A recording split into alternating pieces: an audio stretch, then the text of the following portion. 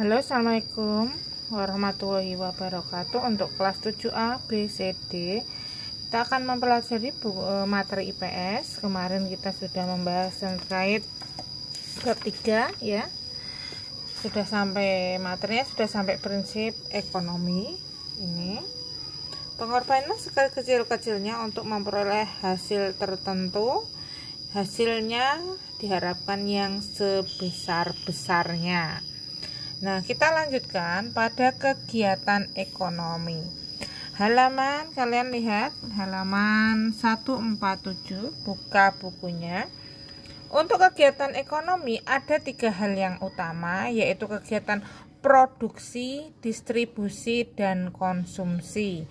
Kali ini kita lihat dulu untuk produksi, kegiatan produksi. Jadi, produksi adalah kegiatan, ini lihat pensil, pulpen saya, kegiatan ya yang digunakan untuk menghasilkan barang. Nah, ini saya garis ya, kegiatan untuk menghasilkan barang dan jasa yang dibutuhkan oleh manusia. Itu yang disebut dengan produksi. Pelaku dari produksi disebut produsen ya. Terus selanjutnya ya, jadi produksi erat kaitannya dengan kegiatan menciptakan atau menghasilkan barang dan jasa. Yang kedua, menambah guna barang dan jasa. Tujuan produksi sendiri ada beberapa. Yang pertama, memenuhi kebutuhan umat manusia. Produksi motor, produksi roti, ini kan semuanya untuk memenuhi kebutuhan manusia. Ya, dari sini banyak sekali produksi ya, produksi sepatu, tas, baju, HP, TV, dan lain sebagainya.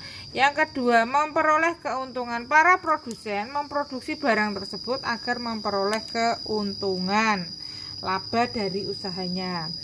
Selanjutnya, yang ketiga, mempermudah manusia untuk mencapai kemakmuran. Iya, dengan adanya hasil produksi, kegiatan hidup manusia, aktivitas kehidupan manusia jadi lebih mudah, lebih makmur kita ya.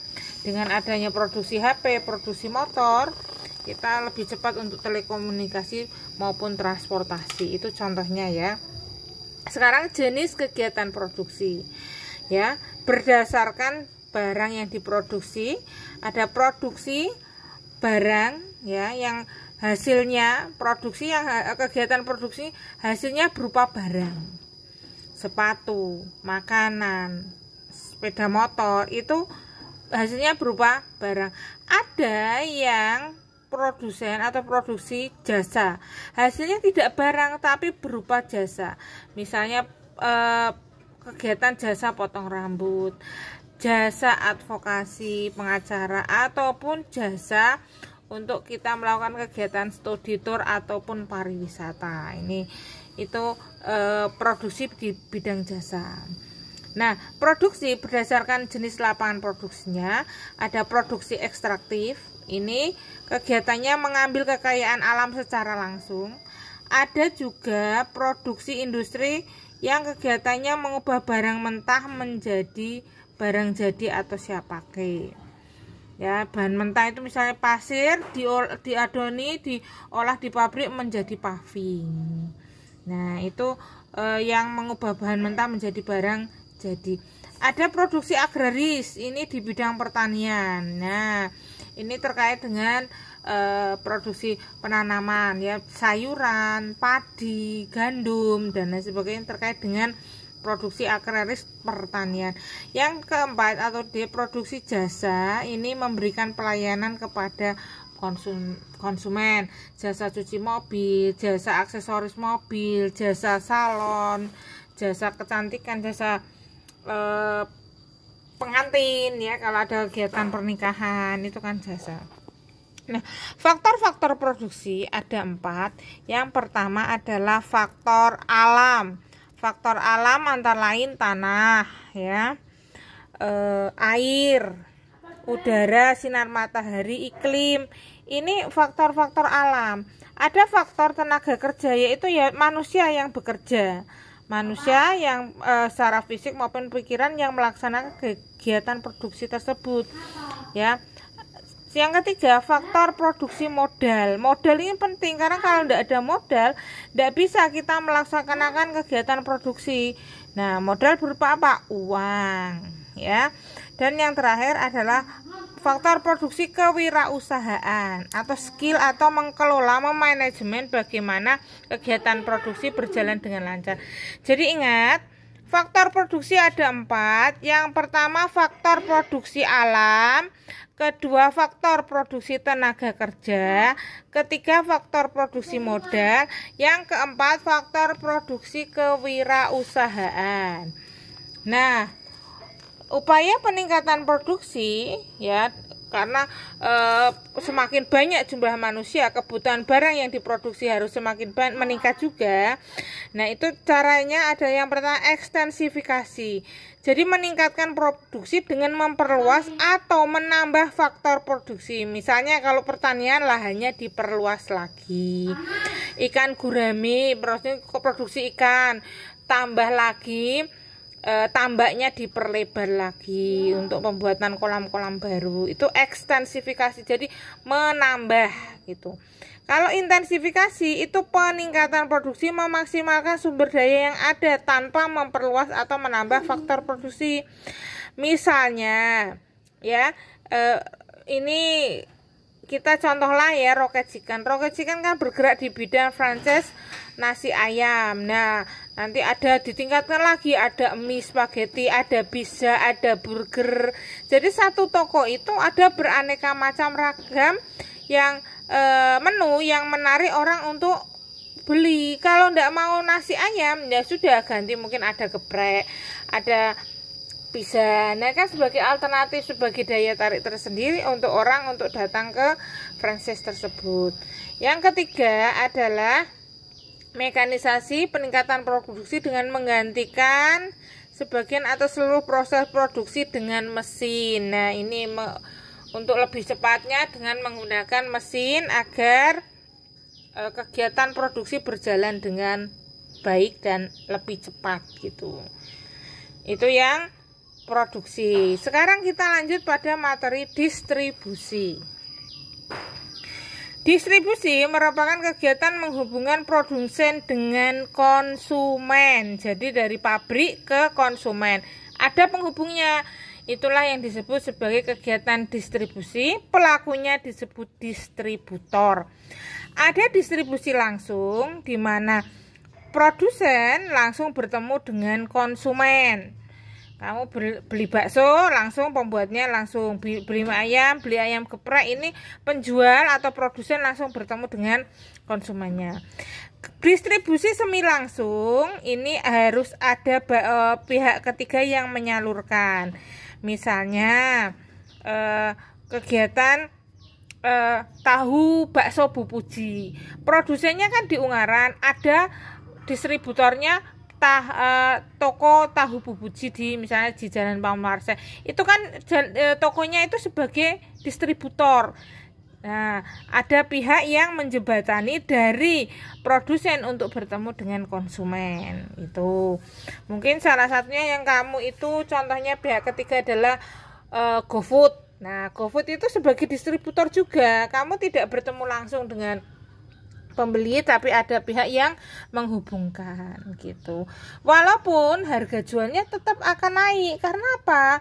Ada pihak yang membantu agar barang itu sampai ke konsumen. Beda dengan kalau bertemu langsung dengan produsen, harga tidak menggunakan distributor, jadi harga lebih murah tangan pertama. Tapi kalau menggunakan distributor itu harus ada laba untuk para distributor tersebut.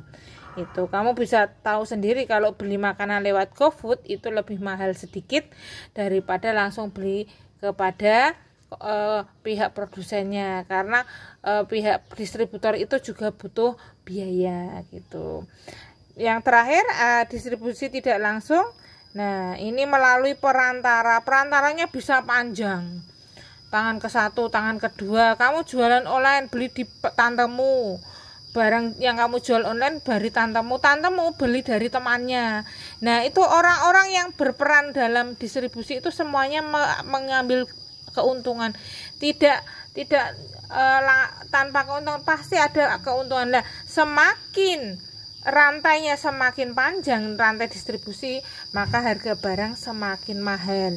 Rantainya pendek, produsen ketemu dengan konsumen, itu pasti harganya lebih murah. Contohlah beras itu dari Jawa dibawa ke Kalimantan, dari Jawa dibeli pengepul sampai dijual lewat kapalnya, ada biaya sendiri sampailah ke Kalimantan atau Papua.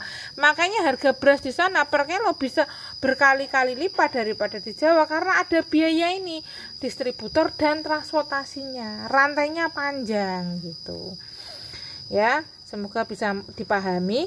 Selanjutnya, tujuan distribusi. Yang pertama, mempermudah penyaluran barang dan hasil produksi kepada konsumen, menyebarkan produk hingga dapat meningkatkan produktivitas, mempercepat dan mempermudah sampainya barang hasil produksi kepada konsumen. Yang terakhir, memperoleh keuntungan dari jasa distributor. Itu tujuan beraneka macam, tujuan dari distribusi. Nah, siapa saja orang-orang yang bergerak di bidang distribusi? Yang pertama ini pedagang. Ya, kamu pasti tahu pedagang, ya. Ada pedagang kecil, pedagang asongan, pedagang besar, termasuk Indomaret, Alfamart, Rame, ada, itu pedagang besar. Ya, beda dengan pedagang grosir atau eceran, tetanggamu dan lain sebagainya, itu eceran. Ada agen. Agen itu kalau beli barang langsung sekalian banyak, itu biasanya lebih murah karena ada komisinya. Ada makelar, orang yang menggunakan nama orang lain untuk menjual barang, makelaran.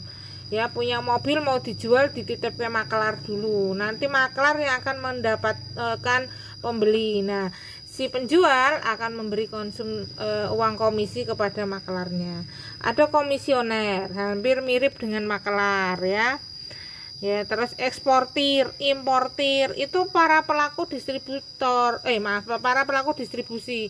Jadi eksportir, importir itu termasuk kategori distributor.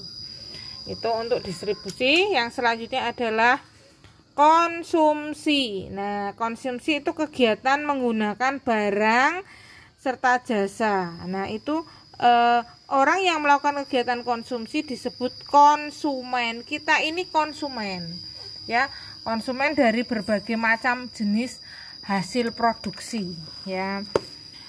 Mengapa ada faktor-faktor yang mempengaruhi konsumsi? Karena ada beberapa yang mendasarinya. Yang pertama adalah perbedaan pendapat.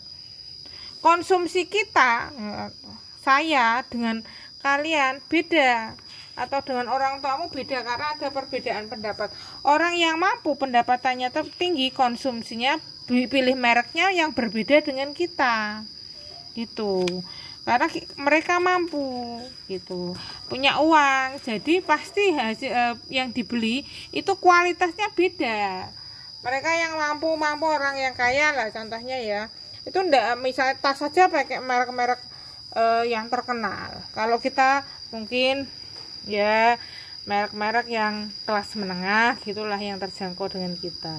Harga itu juga faktor penting dalam pengambilan keputusan ketika mengkonsumsi suatu barang. Harganya mahal, kita ya mikir carilah yang harganya yang sesuai dengan kantong kita. Perkiraan harga barang pada masa yang akan datang. Mau beli barang ini, nanti harga jualnya laku enggak? Kalau misalnya cari HP ini harga jualnya nanti tinggi tidak ke depannya, itu kan dipikirkan juga. Kalau udah kita mau jual barang gitu, merek ini, mau beli motor merek ini, nanti harga jualnya juga kita harus pikirkan gitu, karena perkiraan harga barang pada masa mendatang itu menjadi pilihan seseorang untuk mengkonsumsi barang tersebut. Perbedaan selera, kalau udah selera ya enggak bisa dipilih. Kamu sukanya seleranya bakso, ya akan mampirnya ke warung bakso. Berbeda dengan selera geprekan, akan mampirnya mengkonsumsi yang geprekan. Itu sudah enggak bisa dipaksakan lagi untuk faktor perbedaan selera. perbedaan usia. Nah, perbedaan usia pun beda dengan konsumsi lagi, ya. Contohlah baju stylenya. Orang-orang dewasa kan tidak sama dengan anak-anak muda, stylenya beda. Itu juga mempengaruhi konsumsi barang atau jasa. Masa anak-anak muda dikasih kopinya kopi tubruk, kan masih milih Janji Jiwa. Nah, itu kan perbedaan usia, karena kamu kan lebih muda, ya, lebih mengikuti selera anak muda yang gaul. Yang tua ya seleranya tua gitu. Perbedaan jenis kelamin. Nah, ini kok pasti yang namanya anak perempuan konsumsinya beda dengan anak laki-laki. Ada rok, ada lipstick, kosmetik, itu yang kewanitaan banget. Atau lagi yang perempuan itu ada barang-barang yang memang khusus perempuan. Yang laki-laki juga ada barang yang khusus untuk laki-laki gitu. Dan yang terakhir, maaf yang ketujuh, ada perbedaan tingkat pendidikan. Beda, anak TK kebutuhannya ya untuk anak TK, anak SD ya kebutuhan untuk SD, SMP beda lagi, SMA beda lagi, kuliah beda lagi, pekerja beda lagi. Masing-masing tingkat pendidikan memiliki perbedaan konsumsi yang tidak bisa dipaksakan, ya. Anak TK butuhnya pewarna, anak SMA butuhnya beda lagi, mungkin kanvas dan cat minyak, ya, gitu kan beda. Dan yang terakhir adalah perbedaan lingkungan sosial, budaya dan agama. Ya, agama pasti beda. Orang Hindu pasti sering beli bunga. Kalau orang Muslim pasti sering belinya konsumsinya kerudung, gamis. Itu budaya juga. Ya. Nggak bakalan kita itu orang Jawa itu beli rumah adat yang Minang. Rumah apa itu? Rumah gadang. Pasti kita akan berpikirnya rumah joglo. Orang Minang pun akan berpikir membeli rumah gadang itu, atau membuat rumah gadang, seleranya seperti itu. Ataupun lingkungan sosialnya, ya, itu sudah berbeda-beda.